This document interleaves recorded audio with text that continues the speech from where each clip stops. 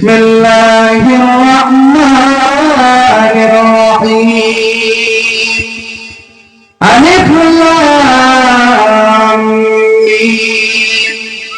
যালিকাল কিতাবু লা রাইবা ফীহ। আল্লাহ বলতেছেন এটি আমার কিতাব, যার মধ্যে কোনো সন্দেহ নাই। সুবহানাল্লাহ। এটি আমার কিতাব, যার মধ্যে কোনো সন্দেহ নাই। যখন আল্লাহ এই আয়াত নাযিল করলেন, কাফের বেঈমান বেঈমানরা আবু জাহল উতবা সাইবা তারা উঠে পড়লেন কিভাবে মুহাম্মদকে মিথ্যাবাদী বানানো যায়। আল্লাহ কেমন এমন কি কিতাব তার মধ্যে আল্লাহ চ্যালেঞ্জ করে বলেছেন যে এর মধ্যে কোনো সন্দেহ নাই। কাফের বেঈমান তারা রিসার্চ করা শুরু করলো, গবেষণা করা শুরু করলো। তারা বহু গবেষণা করেছে, বহু কিছু করেছে, কিন্তু কেউ বলতে পারে নাই যে এই কিতাবের মধ্যে ভুল রয়েছে। আল্লাহ পাক রব্বুল আলামিন তাদের বিরুদ্ধে ফয়সালা করলেন। আল্লাহ পাক বলেছেন ওয়াইন কুনতুম ফি রাইবিন মিম্মা নাযালনা আলা আবদিনা ফাতু বিসূরাতিন মিসলি ওয়াদউ শুহাদাআকুম মিন দুনিল্লাহি ইন কুনতুম সাদিকুন। মানুষ তোমরা শুনে রেখে দাও, যে কিতাবের মধ্যে কোনো সন্দেহ না, যদি এর মধ্যে কোনো সন্দেহ থাকে তাহলে তোমরা একটি কিতাব তোমরা বানিয়ে দেখো।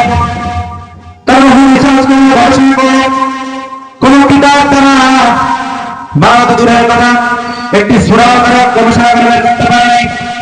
পরবর্তীতে বলা হলো বেসিক সূরা কোন? সূরাতুল কাউসার। ইন্না আতাইনাকাল কাউসার ফাসাল্লি লিরাব্বিকা ওয়ানহার। এই দুইটা আয়াত বললাম, এরপর আয়াত কি হবে তোমরা বানিয়ে রাখো। কাফের বেঈমান তারা বলতে লাগলো এরপরে কি হবে এটা আল্লাহ পাক রব্বুল আলামিন ভালো জানে। সুবহানাল্লাহ। বহু গবেষণা করে, বহু কিছু করে তারা কিছু পেল না, শেষ পর্যন্ত বলতে বাধ্য হলো ইন্না আতাইনাকাল কাউসার ফাসাল্লি লিরাব্বিকা ওয়ানহার লাইসা হাযা কালামুল বাশার। আল্লাহ সম্মানিত হাজিরিন, এই কিতাবকে আল্লাহ পাক রব্বুল আলামিন জনাব মুহাম্মদ রাসূলুল্লাহ সাল্লাল্লাহু আলাইহি ওয়াসাল্লাম নাযিল করে দিয়েছেন। রাসূল পাক সাল্লাল্লাহু আলাইহি ওয়াসাল্লাম দুনিয়া আসার আগে হযরত ইব্রাহিম আলাইহিস সালাম দোয়া করেছেন, রব্বানা ওয়া বা'আস ফীহিম রাসূলা। হে আল্লাহ, আপনি একজন রাসূল পাঠান যার নাম হবে আসমানের বুকে আহমদ আল-ফুল্লাহ বিশাল মুহাম্মদ সাল্লাল্লাহু আলাইহি ওয়াসাল্লাম। এজন্য আল্লাহ পাক রব্বুল আলামিন তার ফেরেশতাদের মধ্যে বিশাল করেছেন আপনার, আর জমিনের বুকে মানুষের মধ্যে বিশাল করে দিয়েছেন সুবহানাল্লাহ। যে নবীর উম্মত হওয়ার জন্য হযরত ঈসা আলাইহিস সালাম তিনি আল্লাহর দরবারে দরখাস্ত করেছিলেন, আমি শেষ নবীর উম্মত হতে চাই। আল্লাহ পাক রব্বুল আলামিন ঈসা আলাইহিস সালামের দরখাস্ত মঞ্জুর করেছেন। ঈসা আলাইহিস সালামকে আসমানে উঠিয়ে নিয়েছেন। সেই কিয়ামতের আগ মুহূর্তে দামেস্কের মসজিদের মিনারের উপরে হযরত ঈসা আলাইহিস সালাম দুই ফেরেশতার পাখার উপরে ভার করে তিনি দুনিয়ার জমিনে নামবেন, শুধুমাত্র মুহাম্মদ সাল্লাল্লাহু আলাইহি ওয়াসাল্লামের উম্মত হওয়ার জন্য। সুবহানাল্লাহ। আল্লাহ পাক রব্বুল আলামিন হলেন স্রষ্টা হিসেবে শ্রেষ্ঠ, আর মুহাম্মদ সাল্লাল্লাহু আলাইহি ওয়াসাল্লাম হলেন সৃষ্টি হিসেবে শ্রেষ্ঠ। জানলে ভাই আল্লাহ পাক রব্বুল আলামিন পবিত্র কোরআনে যে উম্মতি বলেছেন, আল্লাহ কালাকুম ফি রাসূলিল্লাহি উসওয়াতুন হাসানাহ। আপনাকে আমি সুবহান চরিত্রের অধিকারী বানিয়েছি। রাসূল সাল্লাল্লাহু আলাইহি ওয়াসাল্লাম আদর্শ হলো সুন্নাতের আদর্শ, আর এই সুন্নাতের আদর্শের স্বীকৃতি থেকে 20 মিলিয়নের সারা মাথায় উঠাতে দেখা যাচ্ছে। এই যে ফারমান কিসা, এগুলো আদিবা, এগুলো আমিতা, এদের খেলাফ সাইয়েদ মুহাম্মদ সাল্লাল্লাহু আলাইহি ওয়াসাল্লাম।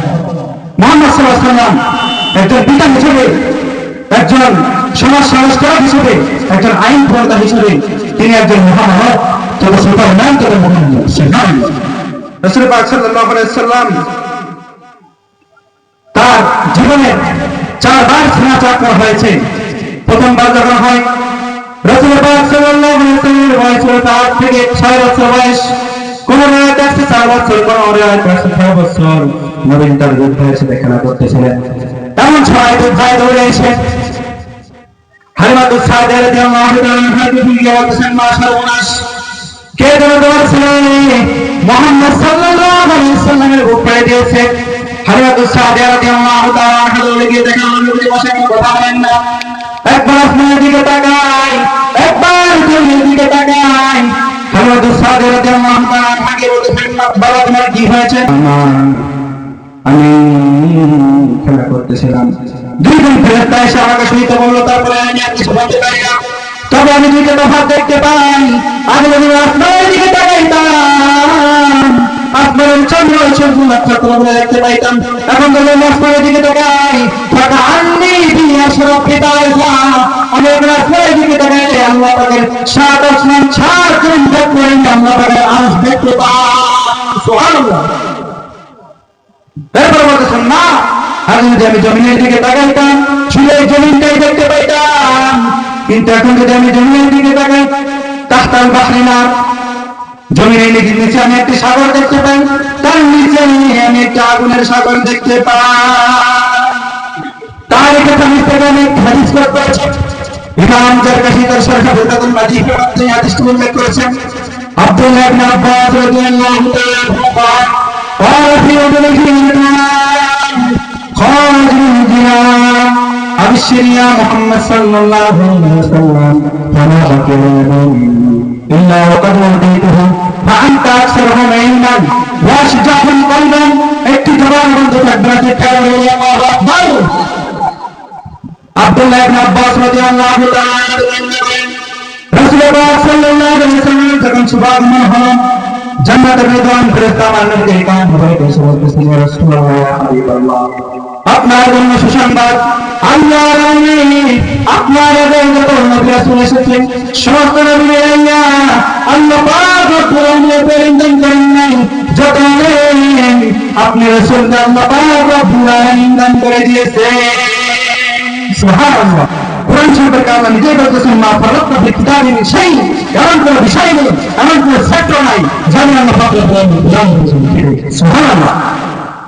হাজিরিন, কেউ যদি জ্ঞানের মধ্যে পণ্ডিত হতে চায়, জ্ঞানের মধ্যে ব্যবহার করতে চায়, জ্ঞান দুনিয়াটা কল্যাণ করতে চায়, তাহলে সেটা কোরআন থেকে কেমন কোরআনের মধ্যে এমনি শুরু এমনি শেষ, গোটা পৃথিবীর সকল ধরনের এলেন আল্লাহ পাক রব্বুল আলামিন কোরআন কারীমে রেখে দিয়েছেন।